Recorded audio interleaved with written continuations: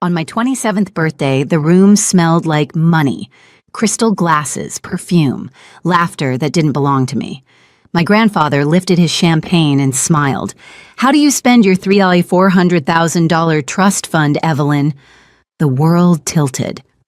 I blinked once, twice. What trust fund? The fork stopped clinking. My mother's hand froze mid-gesture. My father's throat moved like he'd swallowed a stone. Then Grandpa turned calm as ever. Where did the money go? His question split the air open, and in that silence, under chandeliers and fake smiles, I realized this dinner wasn't a celebration. It was an execution. My name is Evelyn Hart, and until that night, I thought I understood my family. I grew up believing success was measured in silence. Smile at the table, don't ask too many questions, and never talk about money. I lived in San Francisco now, far from their marble floors and polished cars, working as a freelance designer out of a small apartment in the Mission District. The walls peeled, the pipes hissed, but it was mine. I'd spend nights sketching logos while the city hummed outside coffee cooling beside overdue bills. My parents, James and Victoria, lived 20 minutes away in Marin County, 4 bedrooms, a pool, a Tesla for each. We talked, but never about real things. Calls began with "how's work" and ended before I could answer. The last time they'd surprised me was at my college graduation. I'd walked the stage holding $70,000 in student loans and a diploma I'd earned alone. They hugged me, handed me a wrapped box, and said, "We're so proud." Inside was a hardcover book, Financial Literacy for Young Adults.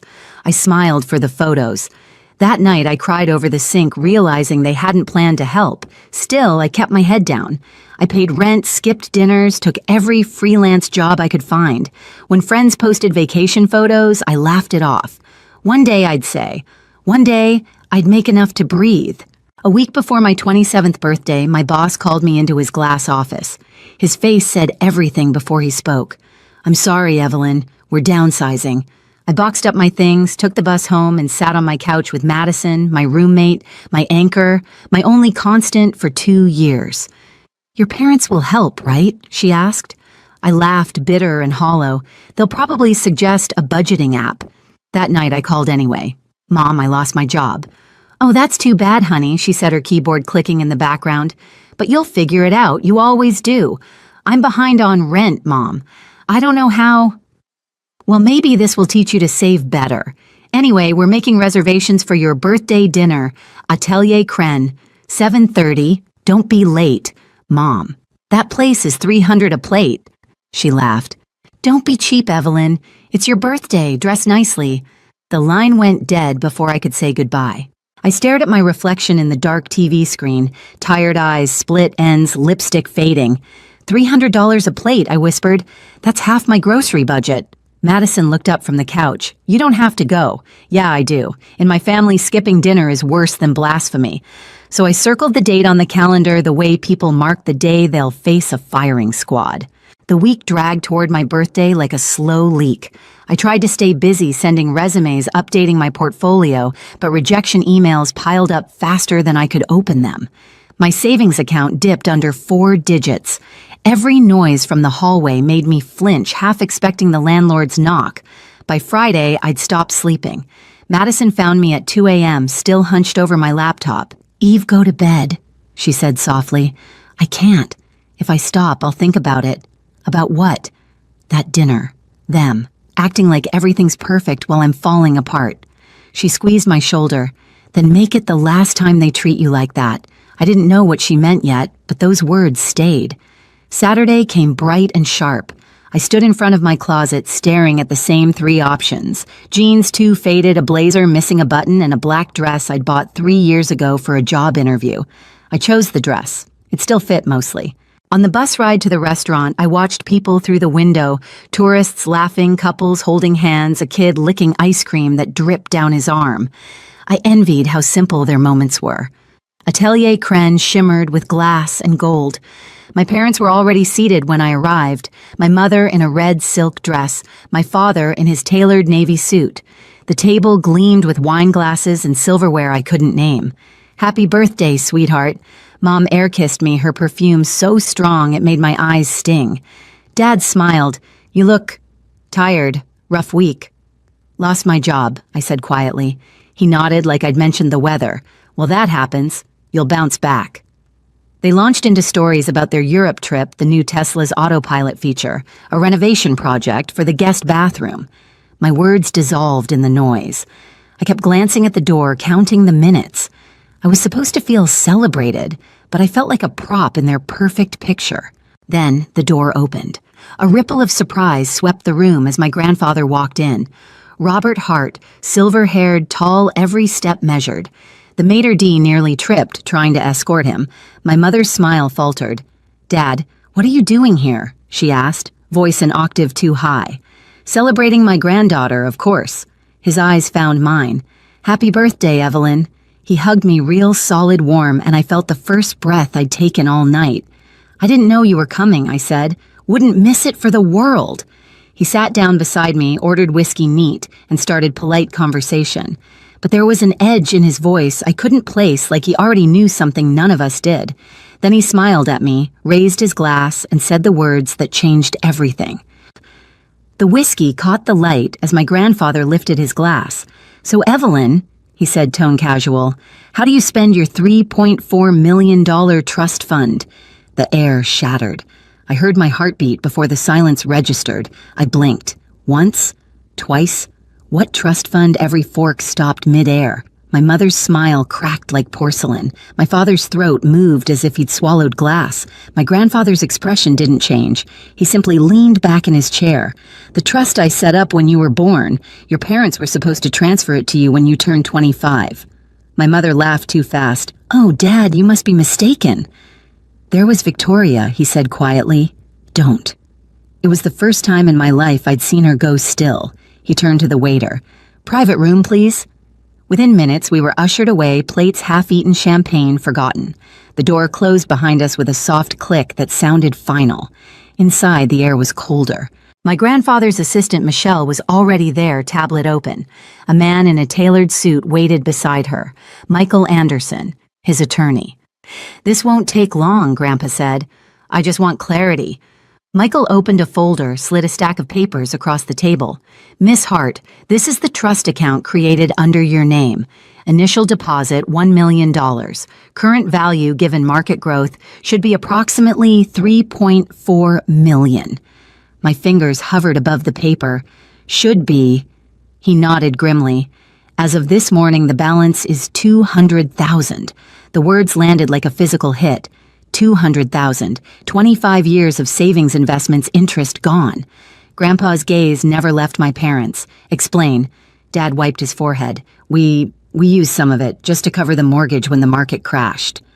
Some Grandpa's voice stayed calm. "That's over $3 million, James." Mom's hands trembled around her clutch.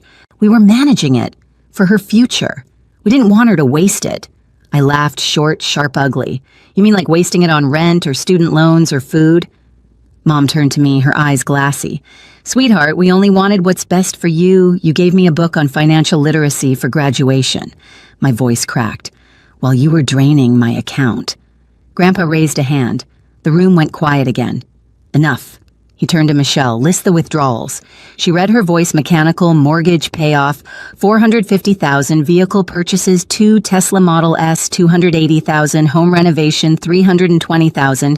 Investment in Victoria Hart Real Estate, $500,000. Marked total loss." Each line felt like another blow. Then she paused. "Purchase of property in Malibu, $1.8 million. Currently registered under James and Victoria Hart." I stared at them. A beach house. My father's face went slack. "It was an investment. It was theft," Grandpa said quietly, "from your own daughter." No one spoke. The only sound was the faint hum of the air vent. Finally, Grandpa pushed back his chair. "Give me the keys." Mom's eyes darted toward her purse. She hesitated, then pulled out a small key ring, 2 keys and a fob. Her hands shook as she set them on the table. Grandpa slid them across to me. "These are yours, 2 years late." They were still warm from her palm when I picked them up. My keys, my apartment, my life that had been kept from me. Mom started to cry, soft, practiced sobs. "Please, Dad, don't do this. We're family. Family doesn't steal from family," he said. "You'll hear from my lawyers tomorrow." They left the room slowly, as if gravity had doubled. The door closed, and the air felt lighter but emptier. Grandpa turned to me. Evelyn, I'll have a full audit done. They'll face legal consequences. But the decision to press charges, it's yours. I looked down at the keys, metal cold against my skin. For years, I'd begged for scraps of approval. Now I held proof that their love had a price tag. I need time, I whispered. Take it, he said. But know this, they were planning to run. Michelle found tickets to Costa Rica bought 3 days ago. My chest tightened. They came to dinner knowing this was goodbye. He nodded, and they smiled while doing it. That night, I left the restaurant with the keys in my pocket and a storm in my chest. Outside, the city lights blurred through the fog. Madison was waiting up when I got home. When I told her everything, she stared at me like I just recited a crime scene report. They stole from you, she whispered. Your own parents. Not just money, I said. Years. I looked out the window at the sleeping city and felt something break and something else begin.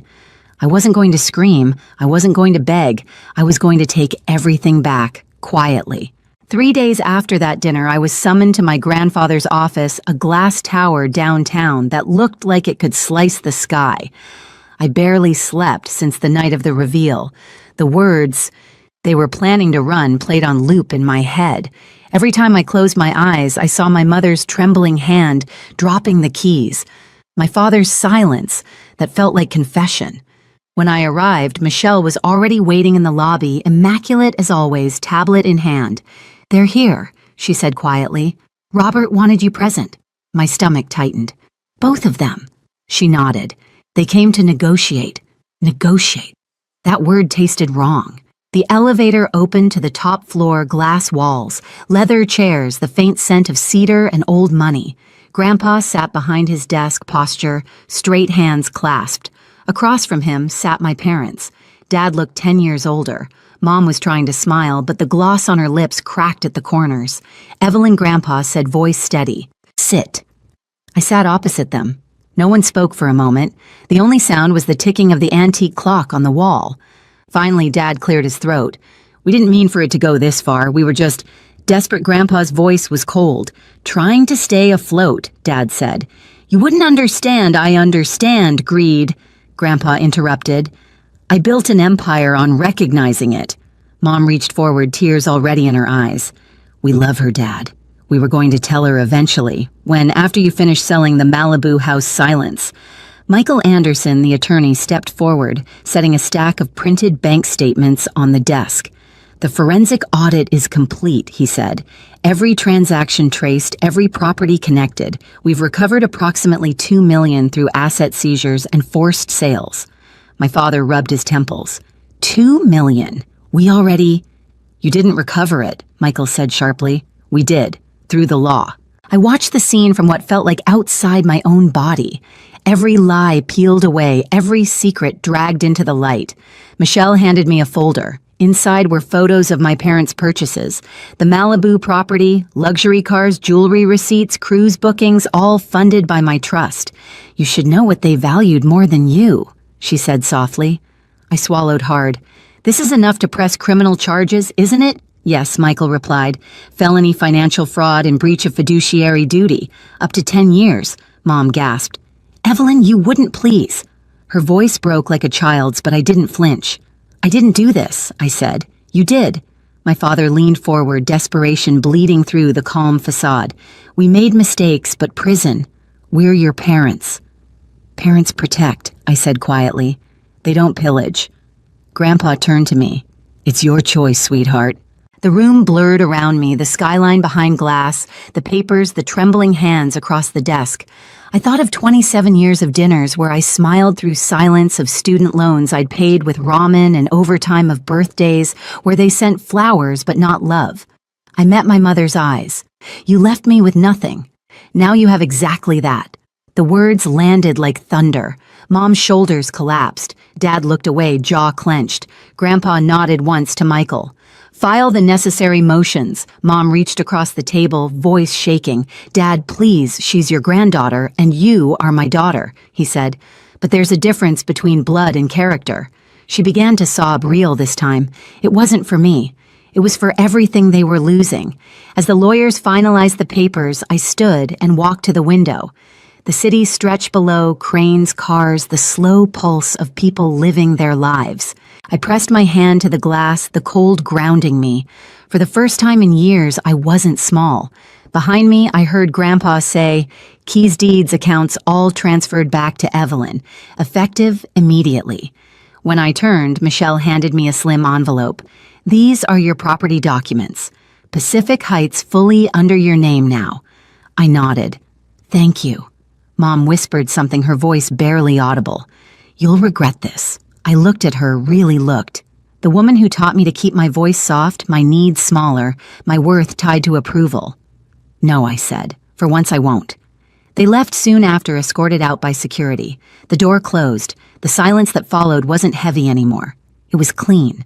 Grandpa stood slowly, walking over to me. "You did the right thing." "I don't feel good," I admitted. "Justice rarely feels good," he said, "but it's necessary." He put a hand on my shoulder, firm and steady. "You're not alone anymore, Evelyn. You never were." That night I went to see the apartment, the one I'd never been allowed to step inside. Pacific Heights was quiet, all glass and steel and bay views. The doorman recognized my name immediately. "Mr. Hart said you'd be coming." When I unlocked the door, the smell of expensive candles hit me first. Everything was staged neutral tones, marble counters, a coffee table book about modern design. A stranger's life furnished with my money. I wandered through the rooms, fingertips brushing the walls, the furniture, the evidence. On the counter, a lease folder, tenants' names, rent deposits. My parents had been collecting money for years. I sank onto the couch and laughed, the sound raw. Then the laughter broke into tears. Not grief anymore, but release. Madison arrived 20 minutes later, holding takeout. "You're really here," she whispered, eyes wide. "I'm home," I said.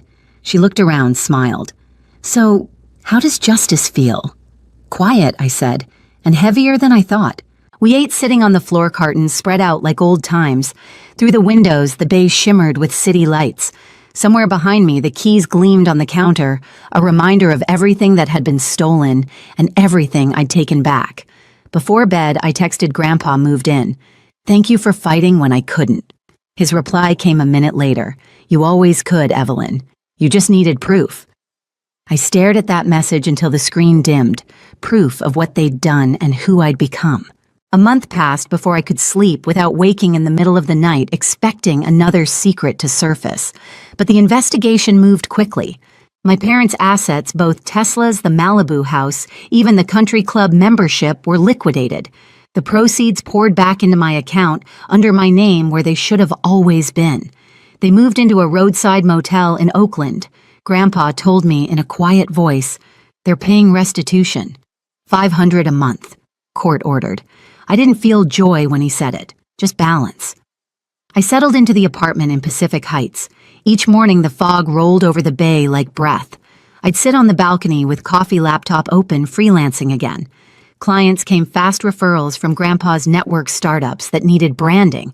For once I wasn't scrambling, I was building.